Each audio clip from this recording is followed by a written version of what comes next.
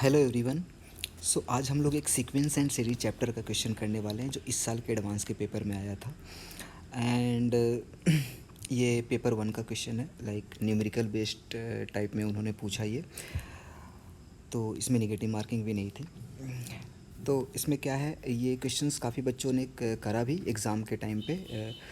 Like एक दो बच्चों से मेरी बात हुई जिनका पेपर डिसेंट गया, उन्होंने इसका फाइनल आंसर निकाला एंड सही निकाला। But there was only one problem, जिन्होंने भी आंसर निकाला वो काफ़ी लेंदी मेथड से निकाला, काफ़ी टाइम लग गया। सबने एक्सेप्ट करा कि क्वेश्चन को करने में काफ़ी टाइम लग गया, कैलकुलेशन वाला पार्ट थोड़ा लेंदी लगा उन्हें। और चलो एडवांस में अगर आप टाइम लगा कर के भी क्वेश्चंस का आंसर निकाल लेते हो तो it's like it's self an achievement kind of thing. Like थोड़ा टाइम लगे बट एडवांस में अगर आप फाइनल आंसर निकाल लेते हो सही से तो सही है। So it's always worth it. थोड़ा टाइम लगे तो एडवांस में आप टाइम लेना अफोर्ड कर सकते हो। But yes, there is a nice way to solve this question, like there is a smart way to do it. हम लोग उसको करेंगे, उस मेथड से ही करेंगे। तो सबसे पहले क्वेश्चन समझते हैं क्या है। लेट 7 5 5 5 5 5 7, 5 कितनी बार दे रखा है उन्होंने, आर टाइम्स दे रखा है। Denote R plus 2 digit numbers. Obviously R plus 2 digit ही हुआ क्योंकि 5 तो उन्होंने आर टाइम्स दे रखा है एंड 2 7 है। Where the first and last digits are 7, okay दिखा हमें कि फर्स्ट एंड लास्ट डिजिट तो 7 है इसका, and the remaining are digits are 5, okay ठीक है। उन्होंने एक नंबर डिफाइन कर रखा है। क्या नंबर डिफाइन रखा है कि 7, 7 के बाद बीच में क्या करो, 5 डाल दो। कितनी बार 5 डाला है, आर टाइम्स डाला है, तो टोटल कितने डिजिट्स के नंबर हो जाएंगे, ऑब्वियसली आर प्लस 2 डिजिट्स के नंबर हो जाएंगे। ये उन्होंने डिफाइन करा ऐसा। कंसीडर द सम एस, उन्होंने एक सीरीज दे रखी है जिसका सम उन्होंने बोल रखा है कि उसके सम को एस कंसीडर करो। If s is this where m and n are natural numbers less than 3000 then value of m plus n, okay. इन्होंने देखो क्या कर रखा है, इन्होंने दे रखा है कि देखो एक सीरीज़ है, ये सीरीज़ का आंसर ही आने वाला है। उन्होंने आंसर भी दे रखा है, बस आंसर में दो चीज़ उन्होंने नहीं दी, उन्होंने एम एंड एन नहीं दी। बोला इस सीरीज़ को ऐड करके ये आंसर लाओ और देखो कि यहाँ पे एम एंड एन की जगह पे क्या आ रहा है और एम प्लस एन की वैल्यू लिखो। तो बॉटम लाइन ये है कि आपको इसका आंसर निकालना है। पहले इसका आंसर निकालने के लिए देखते हैं कि इसमें टर्म्स कितने हैं। आप बता सकते हो इसमें कितने टर्म्स हैं इस सीरीज़ में। चलो टर्म्स काउंट करते हैं। देखो ए है 77, फिर उन्होंने क्या करा है 757, बीच में एक 5 डाल दिया। फिर क्या किया है 7557, दो 5 डाल दिया।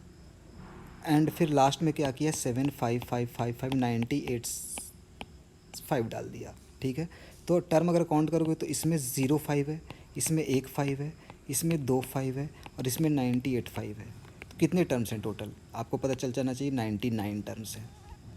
ठीक है ना, ज़ीरो से स्टार्ट करके 98 तक उन्होंने अगर ऐसा ट्रेंड दिया है तो इसके मतलब टोटल 99 टर्म्स है। तो चलो एक चीज़ तो अपने को पता चले, क्योंकि सीरीज़ कभी भी सॉल्व करो तो आपको ये पता होना चाहिए कि जिस सीरीज़ को आप सॉल्व कर रहे हो उसमें टर्म्स कितने हैं। तो हमें तो एक चीज़ तो पता चल गई कि ठीक है, हमने जो सीरीज़ को सॉल्व करना है उसमें टोटल 99 टर्म्स हैं, तो इसमें टोटल 99 टर्म्स है। इसी का आंसर लाना है इस फॉर्म में, इसका आंसर इस फॉर्म में लाना और देखना एम एंड एन की जगह पे क्या आने वाला है। तो देखो मैं इसको सॉल्व करने वाला हूँ, थोड़ा सही तरीके से सॉल्व करने वाला। लोगों ने क्या करा, लोगों का अभी मेथड में बता देता हूँ। काफ़ी जो स्टूडेंट्स लोग से बात हुई, उन्होंने क्या करा, उन्होंने पहला वाला टर्म 77, फर्स्ट टर्म क्या है 77 को उन्होंने लिख दिया 70 + 7। फिर सेकेंड टर्म क्या है, सेकेंड टर्म है आपका देखो 757, 75 को उन्होंने लिख दिया 700 + 50 + 7। फिर थर्ड टर्म क्या है 7557, इसको उन्होंने लिख दिया 7000 + 500 + 50 + 7। और ऐसे करके उन्होंने क्या क्या की, उन्होंने जीपी बना डाली। तो जीपी बना डाली और कुछ टर्म तो सेम ही है, इस टाइप से उन्होंने बना करके सॉल्व कर डाला और ऑब्वियसली आंसर आया। And it's not a wrong way, अगर लेंदी मेथड है तो इसका मतलब गलत मेथड नहीं है।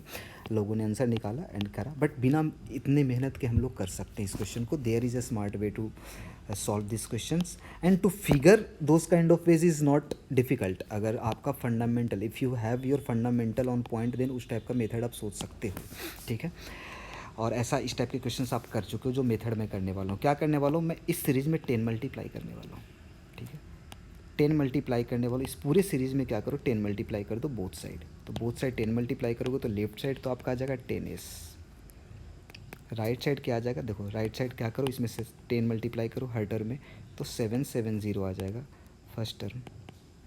सेकेंड टर्म आ जाएगा 7570, उसके बाद आ जाएगा 75570, लाइक दैट।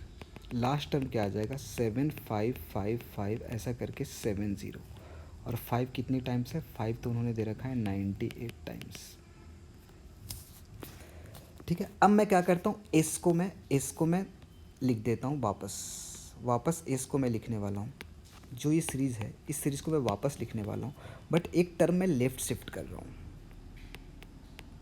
77 + 7 शिफ्ट नहीं किया मैंने कुछ, बस लिख दिया वापस 7570 और 7570 नहीं है, थर्ड टर्म है 7557, फिर उसके बाद क्या है 75557, लाइक दैट, ऐसे ही आएगा।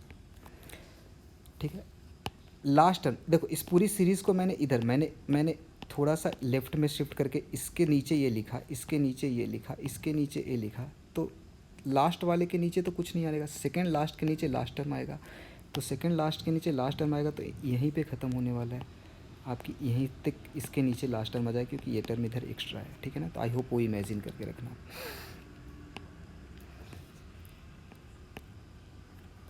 इसके बाद ऑब्वियसली क्या करोगे, अगर आपने क्वेश्चन सॉल्व करे हैं, अगर आपने प्रिपेयर की है, प्रिपरेशन जेई की, तो आपको पता है ये दोनों को सब्ट्रैक्ट करने वाले हैं अपन। तो चलो सब्ट्रैक्ट करते हैं। क्यों सब्ट्रैक्ट करें, काफ़ी लोग को अब तक आइडिया लग चुका होगा जिन्होंने बेसिक क्वेश्चंस बार बार कर रखे हैं।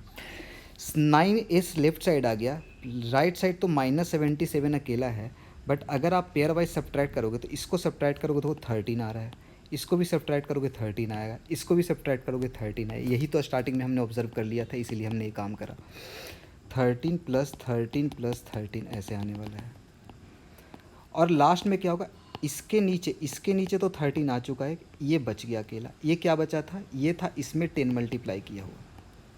आपके जो लास्ट टर्म में जो 10 मल्टीप्लाई किया था वो यहाँ पे आएगा, और वो यहाँ पे बचा हुआ रहेगा अकेला, तो क्या आ जाएगा वो 7555570, और 5 कितनी टाइम्स है, 5 है, इन्होंने 98 टाइम्स दे रखी है।